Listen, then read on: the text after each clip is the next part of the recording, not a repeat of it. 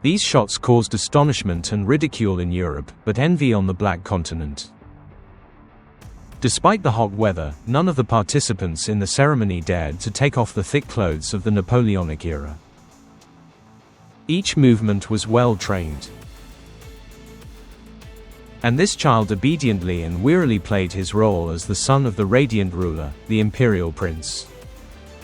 The coronation of Jean-Bédel Bokassa in 1976 was a copy of Napoleon Bonaparte's coronation 200 years earlier. First, he placed the crown upon his own head, and then upon that of his wife, the Empress. The scope and unusualness of the action made many in the world look for a small Central African republic on the map. Until 1960, it was a landlocked French colony. In its depths lie deposits of diamonds and uranium ore, vital for nuclear energy. Paris did not want to let such territories out of its orbit of influence. Therefore, when Jean-Bédel staged a coup, the metropolis first of all raised the archives to understand who it was who came to power. The new president was a former colony army sergeant who had succeeded his nephew on the throne. The presence of medals for World War II and for the French operations in Indochina earned him additional credit. And when, as a sign of respect, the influential messieurs in Paris received diamonds and invitations to safaris, no further questions were asked in the administration of French President Valéry Giscard d'Estaing. Bokassa also benefited from the metropolis complex, that is, the French desire to atone for their former colonial crimes. Investments have gone into the country. The new president began to build roads and even opened the first university in the Central African Republic under French patronage. In 1971, on Mother's Day, he decreed the release of all women from prisons, and he ordered the execution of all male prisoners who were serving time for crimes against women. Having seized power by force, Jean-Bédel understood the political law of the jungle well, so even the slightest resistance or display of opposition was automatically seen as an attempted coup and punished very harshly. Later, mass graves would be discovered in the Central African Republic, and the lists of the missing would grow like wildfire. The special services hunted the oppositionists on the streets. The country was repeatedly shaken by the disappearances of prominent individuals.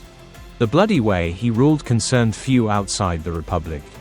The French valued Bokassa's loyalty, so the methods he used to maintain power didn't concern anyone in Paris. However, the role of a puppet eventually bored the proud representative of the Mbaka tribe, and in 1976 the world heard of the Black Napoleon. Jean-Bédel Bokassa paid half of the country's annual budget for his coronation. The lavish celebrations in the famine-stricken Central African Republic lasted for 2 days. Africa has never seen anything like this before. Floor-length ermine robes. Gold and diamonds. All of this was meant to emphasize the atmosphere of Napoleonic France and the significance of the moment as envisioned by the dictator. Uniforms, decorations, horses, and even plates and cutlery were brought from the metropolis. The cortege of black dragoons had been training just a few weeks earlier in Normandy to sit confidently in the saddle.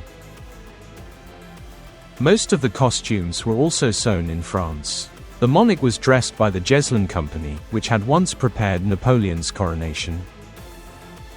Bokassa was carried in an authentic 18th century carriage, which was found in Nice and specially restored for the occasion. The new emperor's diamond-encrusted ceremonial shoes set a Guinness World Record as the most expensive.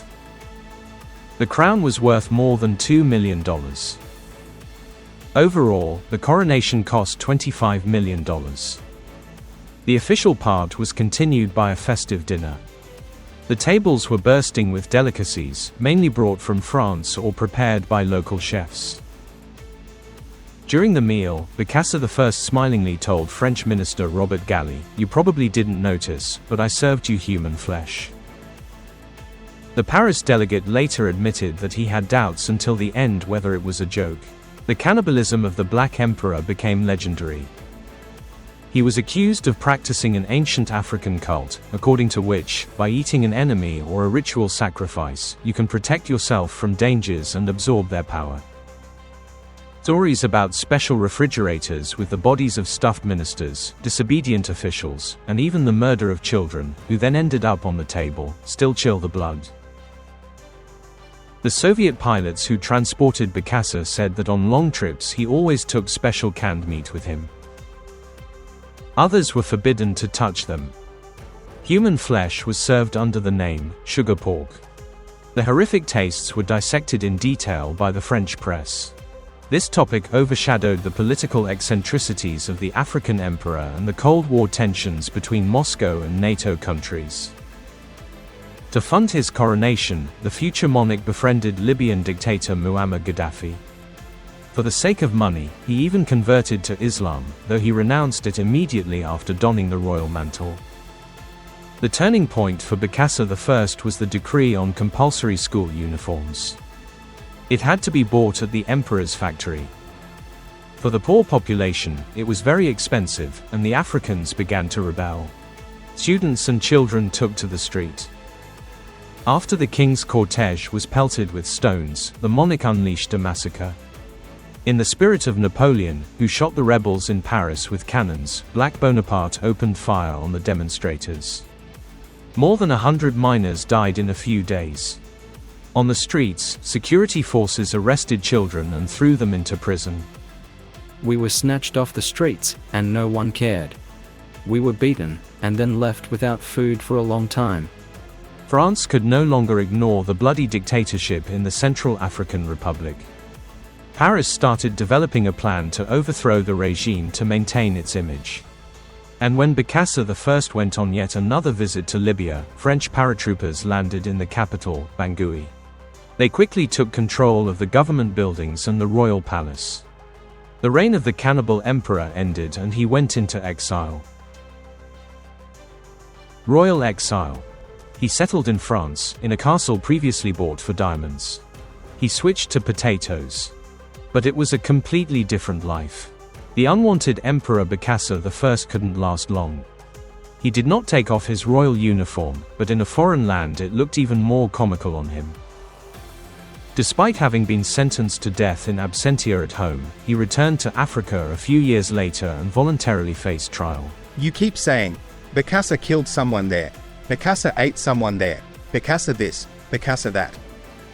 It's all out of envy. French lawyers helped have the cannibalism charges dropped, however, for political murders, embezzlement, and corruption, Bokassa I was sentenced to life imprisonment. Then the authorities changed, and he was released under an amnesty. In retirement, the Black Napoleon did not settle down. He swapped his royal uniform for a cassock with a cross and declared himself the 13th apostle. He had converted, regretted everything, and even became a vegetarian. They say I'm a cannibal, that I eat children, but this is not so. I'm not a cannibal. I don't eat people. He also admitted that he invented an empire. A kind of marketing ploy was supposed to distinguish the Central African Republic from other similar African countries.